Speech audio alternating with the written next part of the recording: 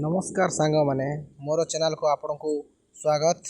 आउ मु आज आपण को एमती गोटे विषय कहबी जोटा कि पश्चिम ओडिशा रे पालित होता गोटे पर्व से पर्व ना है नुआखाई ता विषय आम कि आगक जाना।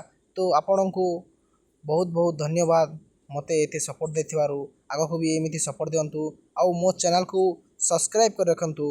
मु आगक जनाऊँगी आमर नुआखाई पर्व केमिति पालन हुए। नुआखाई ହେଉଛି ଓଡ଼ିଶାର ପଶ୍ଚିମାଞ୍ଚଳରେ ପାଳିତ ହେଉଥିବା ଏକ ପ୍ରମୁଖ କୃଷି ଭିତ୍ତିକ ପର୍ବ।